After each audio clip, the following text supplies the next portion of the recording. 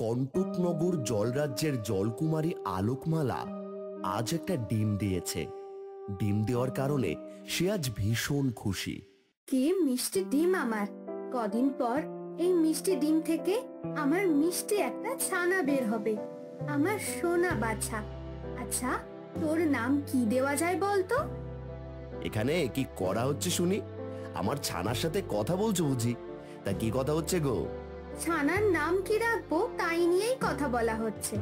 আমার তো মনে হয় ডিম ফুটে আমার কন্যা সন্তানই হবে। জানো তো, যদি আমার কন্যা সন্তান হয় তবে আমি নাম দেব মুক্তমালা। অনেক সুন্দর নাম হবে। আর যদি ছেলে হয় তবে নাম দেব শামুক কুমার। শামুক কুমার? বাহ, এই নামটাও অনেক সুন্দর। আলোকমালা, তুমি ডিমে তা দাও, আমি তোমার জন্য খাবার সংগ্রহ করে আনছি। এরপর বিজয় কুমার খাবারের সন্ধানে চলে যায় আর আলোকমালা ডিমে তা দিতে শুরু করে। অন্যদিকে জলরাজ্যের দক্ষিণে বাস করত বিশাখা নাগিন। নাগিন খুব চিন্তিত ছিল, কারণ তার ডিম দেওয়ার সময় হয়ে গিয়েছিল। আমার তো ডিম দেওয়ার সময় হয়ে গেছে, কিন্তু আমি তো জলের নিচে ডিম দিতে পারবো না। জলভাগ আমার ডিম দেওয়ার জন্য নিরাপদ জায়গা নয়। মনে হচ্ছে কালকের মধ্যে আমি ডিম দেব, তাই এক্ষুনি আমাকে স্থলভাগে যেতে হবে। এরপর বিশাখা নাগিন স্থলভাগে যাওয়ার জন্য রওনা হয়ে পড়ে। বিশাখা নাগিন অনেক পথ পাড়ি দিয়ে অবশেষে নদীর পাড়ে উঠে আসে এবং ডিম দেওয়ার জন্য নিরাপদ জায়গা খুঁজতে থাকে। এই তো, এই জায়গাটাই নিরাপদ মনে হচ্ছে। এই গভীর অরণ্যে কেউ আসবে না, আমি নিশ্চিন্তে ডিম দিতে পারবো। এবার আমাকে থাকার জন্য একটা কুটির বানাতে হবে। এরপর নাগিন জাদু বলে এক কুড়াল প্রকট করে। এরপর সেই কুড়াল দিয়ে বড়সড় একটা গাছ কাটে। আবার এই গাছের কাঠ দিয়ে এই সুন্দর একটা বাড়ি বানাই। বিশাখা নাগিন তার ভাবনা মতো কাঠ দিয়ে সুন্দর একটা বাড়ি বানিয়ে ফেলে।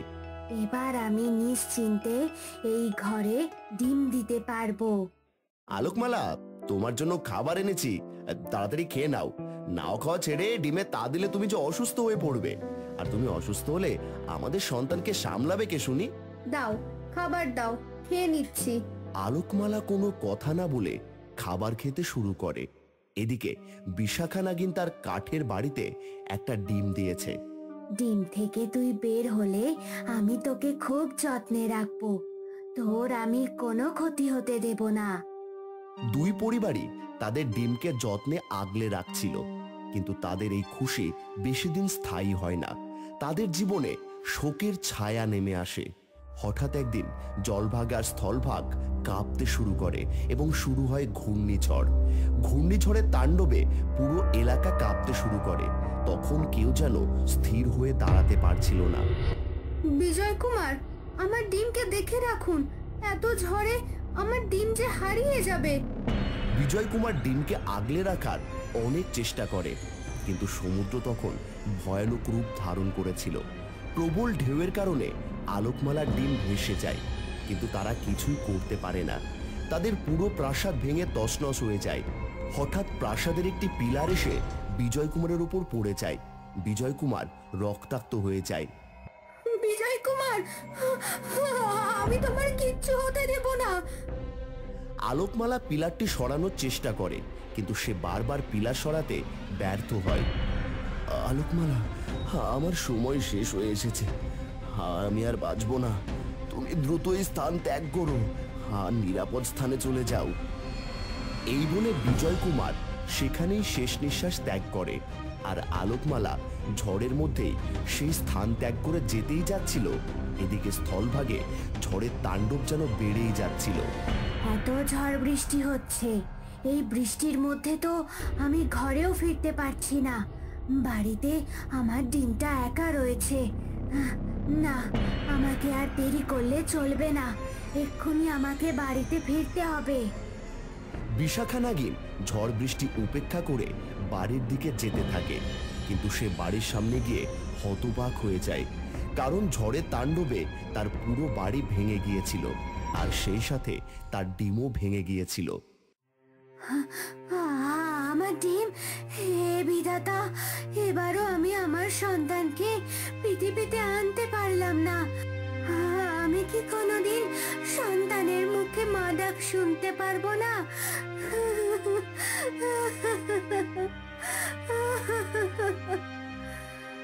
নাগিন তার অনাগত সন্তানের জন্য ভীষণ ভেঙে পড়েছিল।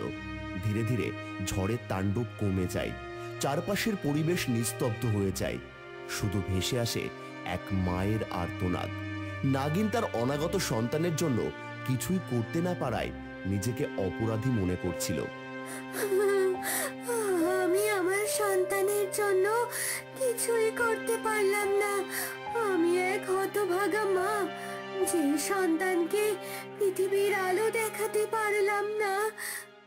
পরের দিন হতেই নাগিন যখন আবার সমুদ্র পথে যাওয়ার জন্য নদীর তীরে যায়, সে দেখে একটা ঝিনুকের ওপর একটা ডিম চকচক করছে। এই ডিমটা এখানে কি করে এলো? কি সুন্দর একটা ডিম! এই ডিমটা না জানি কার। মনে হচ্ছে ডিমটা হারিয়ে গেছে। নাগিন আর কিছু না ভেবে ডিমটি হাতে তুলে নেয় আর বলে, ডিমটা দেখে মনে হচ্ছে একে কিছুক্ষণ তাপ দিলেই ডিম ফুটে ছানা বের হবে।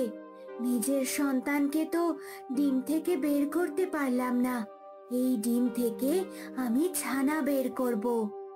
এরপর নাগিন আবার একটি সুরক্ষিত ঘর তৈরি করে আর সেই ঘরে ওই ডিমটিতে তা দিতে শুরু করে।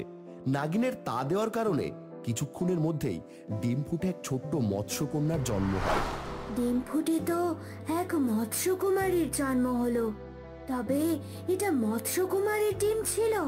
একি, বাচ্চাটা এভাবে কাঁদছে কেন? মনে হচ্ছে স্থলভাগে এর শ্বাস নিতে কষ্ট হচ্ছে। এক্ষুনি একে জলে রাখার ব্যবস্থা করতে হবে। এরপর নাগিন একটি চৌবাচ্চায় ছোট্ট মৎস্যকুমারীকে রাখে। চৌবাচ্চার জলে রাখার সাথে সাথে ছোট্ট মৎস্যকুমারী কান্না থামায় আর জলে খেলতে শুরু করে। এই ছানাকে আমায় তার মা বাবার কাছে পৌঁছে দিতে হবে। আমি আজকেই একবার জলরাজ্যে যাব। যেই কথা সেই কাজ। বিকেল হতেই নাগিন সদ্য জন্মানো মৎস্যকুমারীকে কোলে নিয়ে জলরাজ্যে যায়। কিন্তু জলরাজ্য একদম নিশ্চুপ ছিল, কোথাও কোনো প্রাণীর ছাপটুকুও ছিল না। জলরাজ্য পুরোটাই পরিত্যক্ত ছিল। জলরাজ্যে তো কেউ নেই, এখানে থাকা নিরাপদ নয়। আমাকে এক্ষুনি স্থলভাগে যেতে হবে। এরপর নাগিন ছোট্ট মৎস্যকুমারীকে নিয়ে স্থলভাগে তার বাড়িতে আসে আর মৎস্যকুমারীকে আবারও চৌবাচ্চায় রেখে দেয়। তোর কোনো ভয় নেই, আজ থেকে তুই আমার সন্তান। সবাই জানবে নাগিনের ডিম ফুটে মৎস্যকুমারী জন্ম নিয়েছে। আমি সবাইকে জানাবো তুই বিধাতার দান। আজ থেকে তুই আমার কন্যা ঝিনুকমালা। এরপর থেকে নাগিন তার আদর যত্নে ভালোবাসায় ঝিনুকমালাকে বড় করতে থাকে। এভাবেই দেখতে দেখতে কেটে যায় বেশ কয়েক বছর। ঝিনুকমালা এখন অনেকটা বড় হয়েছে। মা, আমি তোমার মতো দেখতে নই কেন? তুমি সব জায়গায় যেতে পারো, আর আমাকে শুধু এই চৌবাচ্চায় বন্দি থাকতে হয়। এটা কেন মা? তবে কি আমি তোমার মেয়ে নই? কে বলেছে তুই আমার মেয়ে নোস? তুই আমারই মেয়ে, আমি তোর মা। বিধাতা তার আশীর্বাদ রূপে তোকে আমার কাছে দিয়েছে। চল, আজ তোকে আমি পদ্ম পুকুরে নিয়ে যাব। এরপর নাগিন ঝিনুকমালাকে কোলে নিয়ে পদ্ম পুকুরে যায় আর পদ্ম পুকুরে নেমে ঝিনুকমালা অনেক খুশি হয়ে যায়। মা, আমার তো এখানে থাকতে খুব ভালো লাগছে। আমি আজ অনেক খুশি মা। এরপর ঝিনুকমালা পদ্ম পুকুরে সাঁতার কাটতে থাকে। আমি একটু পুকুরের তলদেশ থেকে ঘুরে আসি। এই বলে ঝিনুকমালা পুকুরের তলদেশে চলে যায় আর কিছুটা গভীরে যেতেই ঝিনুকমালা দেখে একটি খাঁচায় এক মৎস্যকুমারীকে বন্দি করে রাখা হয়েছে। একি, তুমি এই খাঁচায় বন্দি কেন? কে তুমি?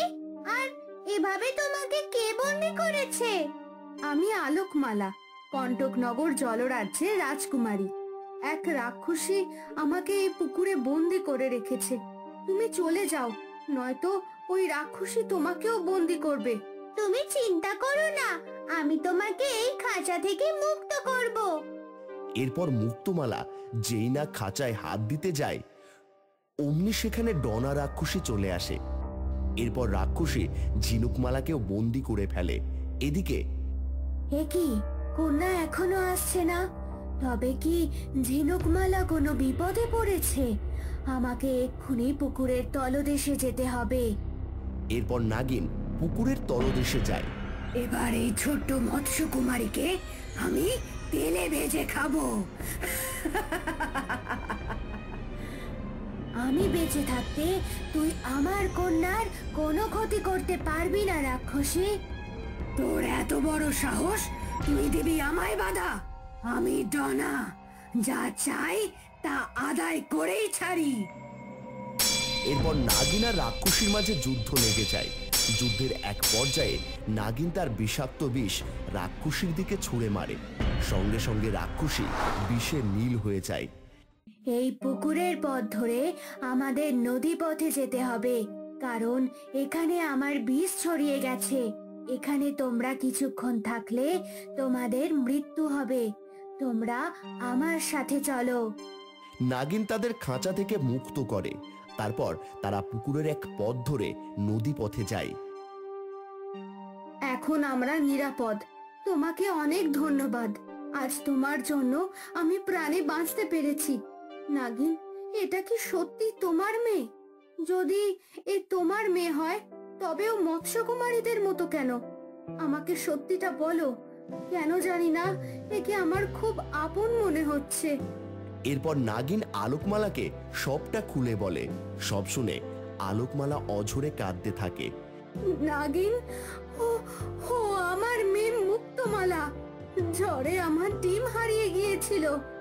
এরপর আলোকমালাও সমস্ত ঘটনা খুলে বলে। তবে কি এই মৎস্যকুমারী আমার মা? হ্যাঁ মা, যা, ওই তোর আসল মা। আমি তো তোকে শুধু লালন পালন করেছি। না নাগিন, মুক্তমালা শুধু আমার একার মেয়ে নয়, ও তোমারও মেয়ে। আজ থেকে আমরা দুই মা মিলে আমাদের সন্তানকে বড় করব। আজ আমি অনেক খুশি, কারণ আমার কাছে আমার দুই মা রয়েছে।